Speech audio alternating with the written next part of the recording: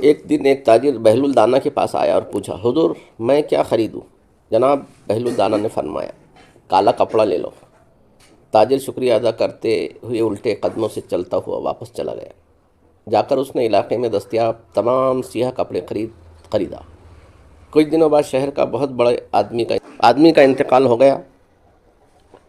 رواج کے مطابق ماتمی لباس کے لیے سارا شہر سیاہ کپڑے کی تلاش میں نکل کھڑا ہوا۔ اب سارا کپڑا اس تاجر کے پاس ذخیرہ تھا۔ اس نے منہ مانگے داموں میں فروخت کیا اور تاجر نے اتنا نفع کمایا جتنا ساری زندگی نہ کمایا تھا، اور بہت ہی امیر و کبیر ہو گیا۔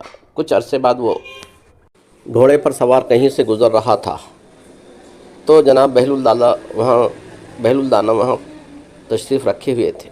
وہ وہیں گھوڑے پر بیٹھے بے ادبی سے بولا، اوے دیوانے، اب اس بار کیا لوں؟ بہلول الدانہ نے فرمایا، تربوز لے لو۔ وہ تاجر بھاگا گیا اور ساری دولت سے پورے ملک سے تربوز خریدے۔ ایک ہی ہفتے میں سب خراب ہو گئے اور وہ کوڑی کو محتاج ہو گیا۔ اسی خستہ حالی میں گھومتے پھرتے اس کی ملاقات جناب بہلول الدانہ سے ہو گئی تو اس نے کہا، یہ آپ نے میرے ساتھ کیا ماجرا کیا؟ جناب بہلول الدانہ نے فرمایا، یہ میں نے نہیں بلکہ تیرے لہجے اور